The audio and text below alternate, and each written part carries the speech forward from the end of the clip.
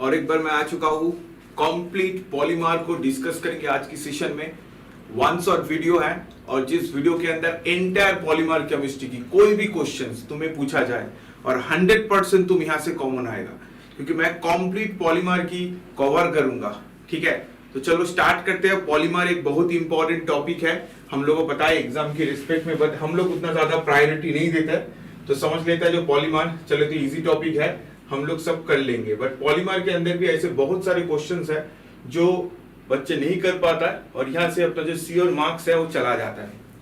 तो पॉलीमर क्या है? पॉलीमर की अगर बेसिक डेफिनेशन बताएंगे तो पॉलीमर क्या है? Polymer, A polymer consists of large number of simple monomeric structural units which are repeated over and over again to form a giant molecule called macromolecule या polymer। Polymer की definition में जो बताया जा रहा है, जो एक छोटा मोनोमर यूनिट, मतलब एक यूनिट बार बार रिपीटेड होकर अगर एक बाल की यूनिट बनाता है तो उसको हम लोग क्या बोलते हैं? उसको हम लोग बोलते हैं पॉलीमर। तुम लोग वीडियो को पॉज करके डेफिनेशन को भी नोट करके रखना, ठीक है? तो अभी पॉलीमर क्या है? बेसिकली एक छोटा यूनिट जो बार बार रिपीटेड हो रहा है, उनको हम लोग पॉलीमर बोलते हैं। ईच एंड एवरीथिंग, हम लोग के चारों पास जो भी होता है सब कुछ क्या है? पॉलीमर है। तुम क्या हो, मैं क्या हूं, is nothing but a polymer. हम लोग क्या है? एमिनो एसिड्स की पॉलीमर है, सही ना? एमिनो एसिड से पॉलीअमाइड, पॉलीअमाइड से प्रोटीन, प्रोटीन से हम लोग बना है। तो ईच एंड एवरीथिंग हमारे चार पास जो भी है सभी क्या है? एक पॉलीमर है ना। वो 3 इडियट्स की एक डायलॉग था ना, जो पेन की जिप से सब कुछ, पेन की निप सब कुछ एक मशीन है। तो ये यहाँ पे अगर हम लोग सोचेंगे तो यहाँ पे हम लोग चारों पास जो भी मेजर चीज है, जो मेरी पेन ये भी एक पॉलीमर है, मेरी जो बोर्ड ये भी एक लिक्विड क्रिस्टल है, ठीक है? ये भी एक पॉलीमर ही यहाँ पे भी हम लोग देख पाते हैं। तो बेसिकली पॉलीमर क्या है? अगर सिंपल एग्जांपल बताए, जैसे एक इथिलीन मॉलिक्यूल है, ठीक है, डबल बॉन्ड इथिलीन, अगर n नंबर ऑफ इथिलीन, बहुत सारी इथिलीन एक साथ जुड़ जाएगा तो क्या बनेगा? पॉलीथीन बन जाएगा। पॉलीथीन हम लोग को पता है जो प्लास्टिक हम लोग यूज करते हैं, तो बहुत सारी इथिलीन जुड़कर पॉलीथीन बन जाएगा। जैसे सिमिलरली एक मॉलिक्यूल है स्टाइलिन, ठीक है, स्टाइलिन। स्टाइलिन अगर बहुत सारे स्टाइलिन जुड़ जाएगा तो पॉलीस्टाइलिन बन जाता है, ठीक है, पॉलीस्टाइलिन। अच्छा, यहां पे मैं एक बात बता दूं, 2020 में देखना भाईजैक इंसिडेंट हुआ था, जहां पे क्या हुआ था? गैस लीकेज हो गया था। जिस गैस को लीकेज होने के कारण से क्या हुआ था? बहुत सारे तबीयत खराब हो रहा था, मतलब अचानक गैस लीक हो गया था रात को, और वो जो गैस लीक हो गया था वो था पॉलीस्टाइरीन गैस, जो एक टायर इंडस्ट्री से निकल रहा था, ठीक है? जैसे Bhopal gas tragedy, methyl isocyanate. तो इन सारे जो क्वेश्चंस है वो पार्ट ए में तुम्हें आ सकता है, जो जीके बेस्ड सेक्शन है वहां से, ठीक है? तो इन सारे क्वेश्चन को भी थोड़ा ध्यान रखना है। तो पॉलीस्टाइरीन क्या है? स्टाइरीन से बना हुआ होता है। तो ये तो हम लोगों ने देखा बेसिक पॉलीमर की। अभी आता है पॉलीमर की क्लासिफिकेशन, जो कितने टाइप ऑफ पॉलीमर बनता है। तो चलो जाते हैं जो पॉलीमर की क्लासिफिकेशन। तो मैंने क्लासिफिकेशन को जनरली 5 टाइप में डिवाइड किया। क्या किया? 5 टाइप में डिवाइड किया। जो सबसे पहला पॉलीमर है दैट इज द आइसोटैक्टिक पॉलीमर। अगर तुम आइसोटैक्टिक पॉलीमर को अच्छे से ऑब्जर्व करोगे, यहाँ पे देखो सारे की जो स्टीरियोकेमिस्ट्री है, ये जो सारी स्टीरियोकेमिस्ट्री है ना, ये सब क्या है? सेम अरेंजमेंट है, मतलब एक सिमेट्रिकल अरेंजमेंट है। अगर ए आर होगा, ए बी आर होगा, ए आर आर आर, ये सब है।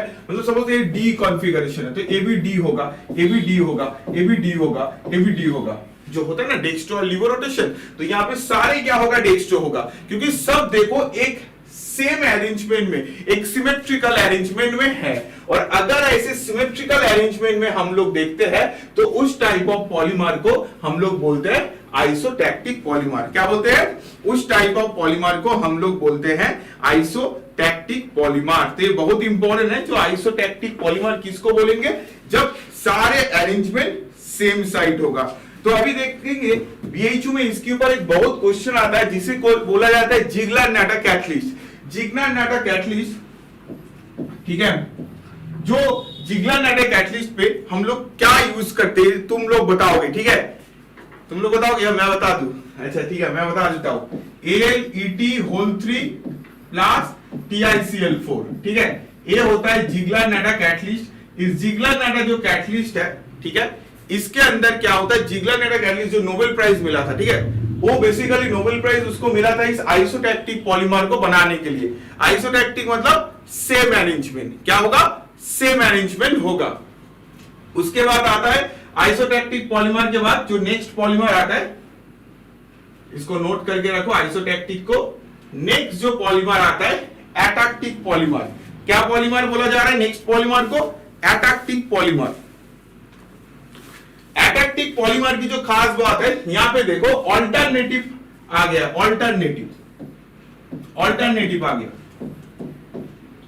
मतलब अगर सपोज ये वाला डी होगा तो ये वाला एल होगा, ये वाला डी होगा तो ये वाला एल होगा, मतलब एक ऑल्टरनेटिव। अगर सेम स्टीरियोकेमिस्ट्री था उसको हम लोग बोला था आइसोटैक्टिक, अगर ऑल्टरनेटिव होगा तो उसको बोला जाएगा एटैक्टिक। तो इसको नोट करके रखो, दोनों जो पॉइंट है बहुत ज्यादा इंपॉर्टेंट है।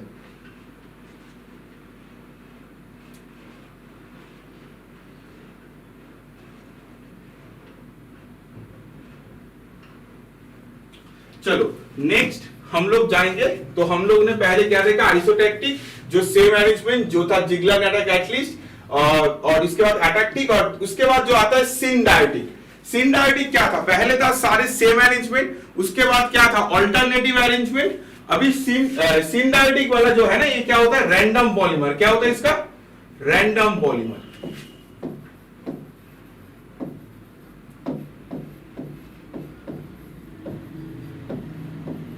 क्या होता है, रैंडम पॉलीमर। मतलब देखो डी, सपोज से D D L D L D D L, ऐसे क्या होगा, रैंडम होगा।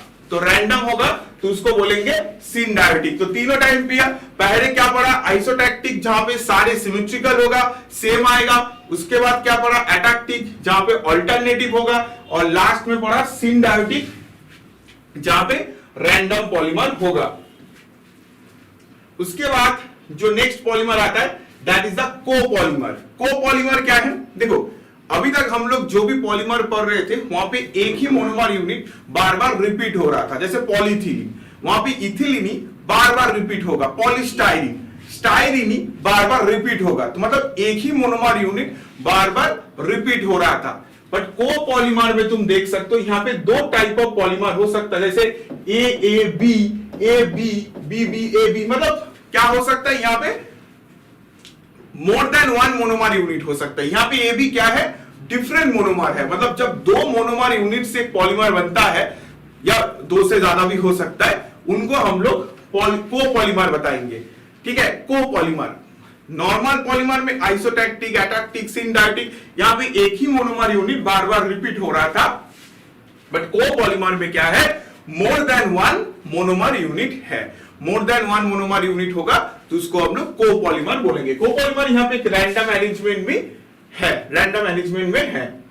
बट अगर कोपॉलीमर एक सिमेट्रिकल अरेंजमेंट में आ जाएगा, ठीक है, जैसे यहां पे देखो ब्लॉक फॉर्म में है, A B B B A B B B A B B B, ऐसे क्या एक सिमेट्रिकल अरेंजमेंट में आ रहा है। मतलब एक ब्लॉक फॉर्म कर रहा है, डिफरेंट मोनोमर है बट एक ब्लॉक फॉर्म कर रहा है। जैसे कोपॉलीमर में ऐसे ब्लॉक नहीं कर रहा था, वहां पे एक रैंडम अरेंजमेंट में था।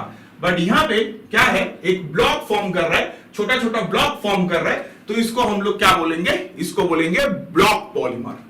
क्या बोलेंगे, ब्लॉक पॉलीमर। ब्लॉक पॉलीमर भी एक वन क्लास ऑफ कोपॉलीमर ही है, क्योंकि यहां पे भी डिफरेंट मोनोमर यूनिट है।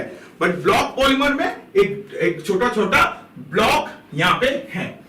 ठीक है, तो ये था तुम्हारा क्लासिफिकेशन। इस पांचों क्लासिफिकेशन किया जाता है पॉलीमर का। तो अभी आते हैं हम लोग की जो सबसे इंपॉर्टेंट पॉइंट, जो पॉलीमर्स की डिफरेंट नेम, डिफरेंट क्लास, कौन सी पॉलीमर किससे बना हुआ होता है, जहां से सबसे ज्यादा क्वेश्चन हम लोग को कॉमन आता है। तो यहां पे है, एक साइड है मोनोमर, एक साइड है पॉलीमर। क्या किया मैंने, एक साइड मोनोमर और एक साइड पॉलीमर। मैंने यहाँ पे सारे रिसर्च करके जो इंपॉर्टेंस है एग्जाम की रेस्पेक्ट में इन सबको ही कनेक्ट किया और इसके अंदर ही तुम्हारा सारे जो एमएससी एंट्रेंस है, नेट गेट, सबकी पीवाईक्यूज तो सॉल्व इसके अंदर ही हो जाएगा और इन फ्यूचर में जो भी क्वेश्चंस आएगा तुम सब यहां से कर सकते हो। तो सबसे पहले जो मोनोमर मैंने लिखा दैट इज द इथिलीन। क्या लिखा मैंने? इथिलीन लिखा। इथिलीन CH2CH2, इथिलीन से क्या बनता है? पॉलीइथिलीन। ये हम लोगों ने ऑलरेडी पढ़ चुके हैं।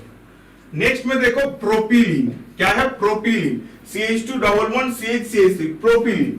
प्रोपिलीन से क्या बनेगा? पॉलीप्रोपिलीन बनेगा, क्योंकि प्रोपिलीन बार बार रिपीट हो रहा है तो क्या बनेगा? पॉलीप्रोपिलीन। तुम लोग वीडियो को पॉज करके धीरे धीरे नोट कर सकते हो, ठीक है, कोई बात नहीं है। उसके बाद नेक्स्ट जो आता है that is the vinyl chloride. Vinyl chloride का फॉर्मूला क्या है? विनाइल क्लोराइड का फॉर्मूला है CH2 विनाइल क्लोराइड, जिससे क्या बनता है? पॉलीविनाइल क्लोराइड बनता है, जिसको हम लोग शॉर्टकट में बोलते हैं PVC। विनाइल क्लोराइड की जो पॉलीमर है that is the polyvinyl chloride या PVC, जो पाइप वगैरह में यूज करते हैं। उसके बाद क्या आता है? स्टाइरीन। स्टाइरीन मॉलिक्यूल आता है। स्टाइरीन जो मैंने अभी बताया था, स्टाइरीन से क्या बनता है? पॉलीस्टाइरीन बनता है। उसके बाद देखो यहाँ पे CH2 ठीक है, अगर CH2 बेंजीन था, मतलब C6H5 फिनाइल ग्रुप, तब इसको स्टाइरीन बोला जा रहा है। और अगर CN हो जाएगा तो इसको बोला जाता है एक्रोइल नाइट्राइल। क्या नाम है इसका? एक्रोइल नाइट्राइल। इंपॉर्टेंट है, नोट करके रखो। और जब ये पॉलीमर में कन्वर्ट होता है तो इसको बोला जाता है पॉलीएक्रोइल नाइट्राइल। क्या बोला जाता है? पॉलीएक्रोइल नाइट्राइल। और इस पॉलीएक्रोइल नाइट्राइल की जो शॉर्ट फॉर्म है दैट इज कॉल्ड पैन। क्या बोला जाता है?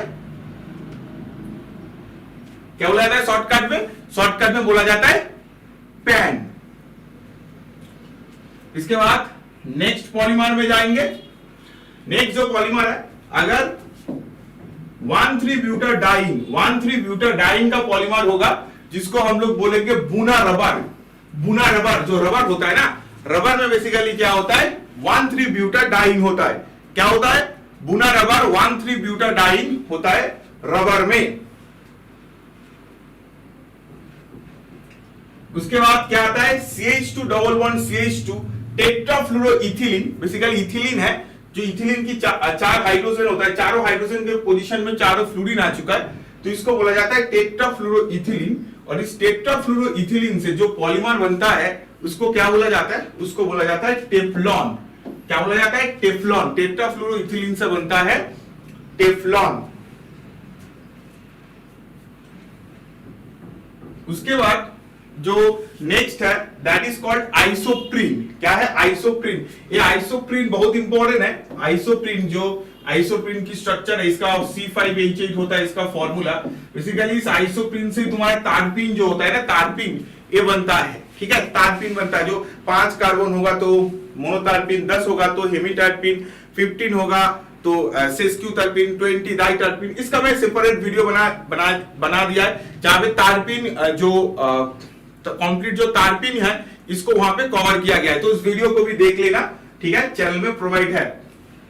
उसके बाद इस तारपीन से, इस आइसोप्रीन यूनिट तारपीन से जो बनता है उसको बोला जाता है नेचुरल रबर। नेचुरल रबर मतलब जो प्लांट में वगैरह में मिलता है उनको हम लोग नेचुरल रबर बोलते हैं। और अगर इसी स्ट्रक्चर की मिथाइल की पोजीशन में क्लोरीन आ जाएगा, ठीक है, मिथाइल की पोजीशन में क्लोरीन आ जाएगा तो उसको हम लोग क्या बोलते हैं? क्लोरोप्रीन। देखो यहाँ पे आइसोप्रीन था क्योंकि आइसो ग्रुप था, ठीक है, इसको आइसोप्रीन। अगर क्लोरीन आ जाएगा तो उसको बोला जाएगा क्लोरोप्रीन। और अगर क्लोरोप्रीन हो जाता है तो उसको बोला जाता है, उसकी जो पॉलीमर का नेम है, पॉलीमर की नेम बोला जाता है नियोप्रीन या आर्टिफिशियल रबर। तो क्या देखा हम लोग? आइसोप्रीन से नेचुरल रबर और क्लोरोप्रीन से आर्टिफिशियल रबर। और एक बार आइसोप्रीन से क्या है? Natural rubber. क्लोरोप्रीन से हम लोग बना रहे आर्टिफिशियल रबर। तो रबर बहुत इंपॉर्टेंट है पॉलीमर की क्लास में। ओके, नेक्स्ट जो पॉलीमर है that is the ethylene glycol और डाइमिथाइल टेरेफ्लेट। इथिलीन ग्लाइकॉल और डाइमिथाइल टेरेफ्लेट से बनता है डेक्रोन। डेक्रोन बेसिकली क्या है? एक पॉलीएस्टर क्लास ऑफ पॉलीमर है, ठीक है, ये भी पीवाईक्यू में आ चुका है। डेक्रोन क्या है? एक पॉलीएस्टर पॉलीमर है। क्या पॉलीमर है? पॉलीएस्टर, ठीक है। तुम्हें ऐसे पूछा जाता है जो एक पॉलीएस्टर एमाइड का नाम बताओ। उसके बाद आता है dimethyl hexamethylene diamine and adipic acid, hexamethylene diamine and adipic acid, जिससे बनता है तुम्हारा नाइलॉन 66। इसको तो मैं वेरी वेरी इंपॉर्टेंट जोन में रखूंगा। क्या है? हेक्सामिथिलीन डाइयामीन और एडिपिक एसिड से नाइलॉन 66। नाइलॉन 66 क्या है? पॉलीअमाइड है, पॉलीअमाइड, ठीक है, पॉलीअमाइड। जैसे हम लोग का डेक्रोन था पॉलीएस्टर ग्रुप, और तुम यहाँ पे देख सकते हो एमीन और एसिड का बन रहा है, तो यहाँ पे क्या बन जाएगा? एक पॉलीअमाइड बन जाएगा। जैसे हम लोग इस शरीर में जो एमिनो एसिड्स है, जो प्रोटीन्स होता है, वो भी एक पॉलीअमाइड पॉलीमर होता है, ठीक है, वहां पे भी अमाइड बॉन्ड हम लोग ऑब्जर्व करते हैं। तो नाइलॉन 66 क्या है? Hexamethylene diamine and adipic acid. Next जो है देखो यहाँ पे नाइलॉन 66 लिखा है, इसके साथ नाइलॉन 6 का भी याद रखना, नाइलॉन 6 भी दे देता है तो बच्चे कॉन्फ्यूज हो जाता है। नाइलॉन 6 और नाइलॉन 66 अलग है। नाइलॉन 6 में क्या होता है? 6 एमिनो हेक्सानोइक एसिड, 6 एमिनो हेक्सानोइक एसिड से नाइलॉन 6 बनता है। जैसे हेक्सामिथिलीन डाइयामीन और एडिपिक एसिड से नाइलॉन 66 बनता है, बट नाइलॉन 6 पॉलीमर देगा तो 6 एमिनो हेक्सानोइक एसिड को लिखना है। उसके बाद नेक्स्ट जो है फेनॉल और फॉर्माल्डिहाइड। फेनॉल और फॉर्माल्डिहाइड से जो पॉलीमर बनता है उसको बोला जाता है बैकेलाइट पॉलीमर। क्या बोला जाता है? Bakelite polymer. Phenol plus formaldehyde equal to Bakelite polymer. Bakelite बहुत इंपॉर्टेंट है, बहुत बार पीवाईक्यू में आए हैं। नेक्स्ट जो है इथिलीन ग्लाइकोल। इथिलीन ग्लाइकोल और थैलिक एसिड क्या है? इथिलीन ग्लाइकोल और थैलिक एसिड, इनसे जो पॉलीमर बनता है इसको बोला जाता है ग्लाइकथल। क्या बोला जाता है? ग्लाइकथल। चलो इसको नोट कर लो, ethylene glycol plus phthalic acid, इनके प्रेजेंस में बनता है ग्लाइकथल।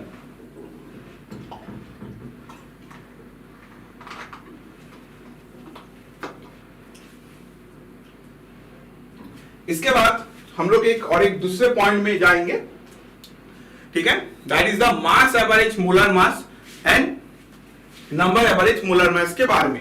बेसिकली होता है बहुत कुछ, मास एवरेज, वेट एवरेज, इन सब कुछ आता है, बट हम लोग की जो एग्जाम की रिस्पेक्ट में इंपॉर्टेंट है वो basically number average molar mass है। नंबर एवरेज मोलर मास जिसको एम से रिप्रेजेंट किया जाता है, कैपिटल एम, उसके ऊपर बार होता है और सफिक्स के एन लिखा जाता है। तो इसका मीनिंग क्या होता है? देखो नंबर एवरेज मोलर मास की जो फॉर्मूला होता है वो होता है n1 m1 plus n2 m2 plus dot dot nn mn divided by n1 n2 plus dot dot mn।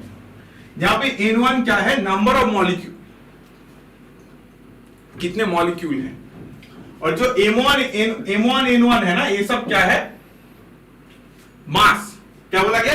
Molar mass, polymer की मोलर मास, ठीक है। तो इसकी न्यूमेरिकल आता है, ठीक है, तो इस फॉर्मूला को अच्छे से नोट करके रखना। जो mass, number average molar mass n1 m1 plus n2 m2 plus dot dot nn mn और divided by n1 plus n2 plus dot dot nn तक।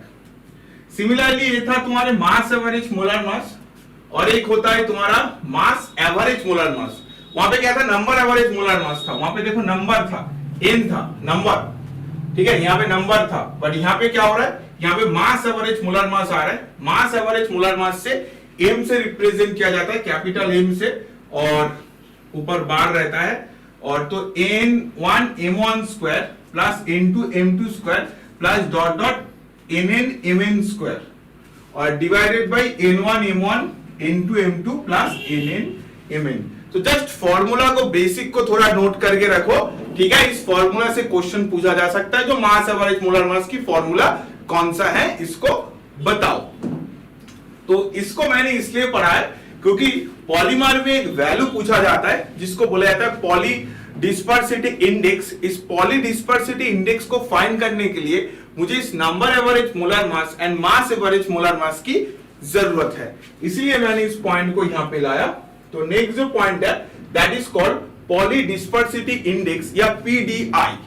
पीडीआई इक्वल टू क्या होता है? Mass average molar mass divided by number average molar mass. PDI, poly डिस्पर्सिटी index, equal to mass average molar mass divided by number average molar mass. तो अभी देखो, अगर mono disperse unit होगा मतलब PDI की वैल्यू 1 होगा। पीडीआई की value कितना होगा? सपोज 1 है, तो 1 कब होगा? अगर मास एवरेज मोलर मास और नंबर एवरेज मोलर मास दोनों सेम हो जाएगा तो दोनों कैंसिल होकर पॉलीडिस्पर्सिटी इंडेक्स की वैल्यू 1 आएगा। मतलब अगर मोनो डिस्पर्स होगा, मोनो मतलब 1, अगर मोनो होगा मतलब पॉलीडिस्पर्स यूनिट का वैल्यू 1 होगा और उसकी क्राइटेरिया क्या होगा? अगर mass average molar mass equal to number average molar mass. तो तुम्हें ऐसे पूछा जा सकता है जो पीडीआई की वैल्यू 1 है या मोनो डिस्पर्स के लिए क्या होगा? Mass M equal to M N greater than equal to M N less than equal to M N. तो तुम क्या बताओगे? मोनो डिस्पर्स है तो यहां पे क्या है?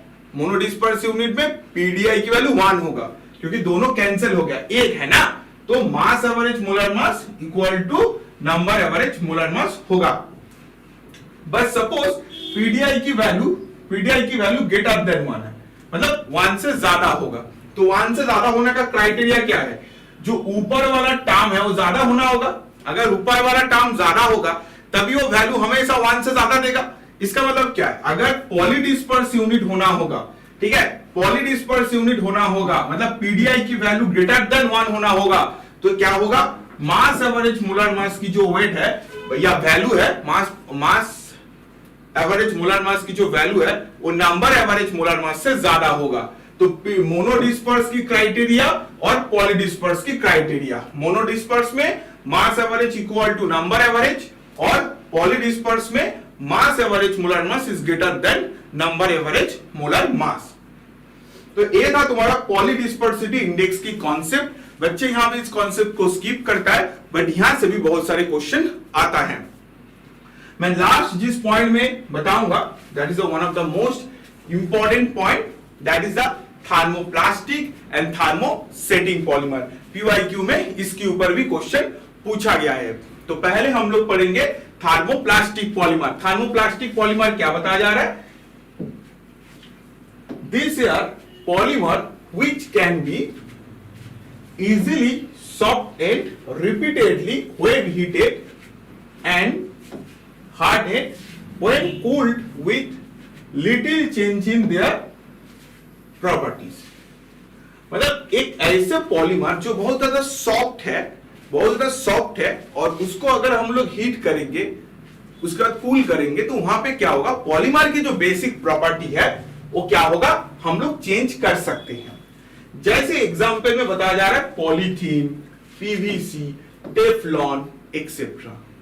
सपोज तुम्हारे पास एक पीवीसी पाइप है, अगर मैं उसको हीट करूंगा, उसके हीट करने के बाद उसको मैं थोड़ा बेंड कर दूंगा तो क्या होगा? जब वो ठंडा हो जाएगा वो बेंड शेप में ही रहेगा। मैं उसको वापस हीट दिया, वापस उसको ऐसे सीधा कर दिया, ठीक है, वो जब ठंडा हो जाएगा वो ऐसे ही शेप में रहेगा। मतलब क्या? मैं हीट और कूल के प्रोसेस के थ्रू बार बार उस पॉलीमर की जो शेप है ना, उस शेप को मैं चेंज कर रहा हूं। जो पॉलीमर की शेप है उस शेप को चेंज कर रहा हूं। और इस टाइप ऑफ पॉलीमर जहां पे हीट और कूल करने के बाद पॉलीमर की शेप में डिफरेंस आता है, उसे टाइप ऑफ पॉलीमर को हम लोग बोलते हैं थर्मोप्लास्टिक पॉलीमर। क्या बोलते हैं भाई? Thermoplastic polymer. Example polythene, PVC, Teflon etcetera.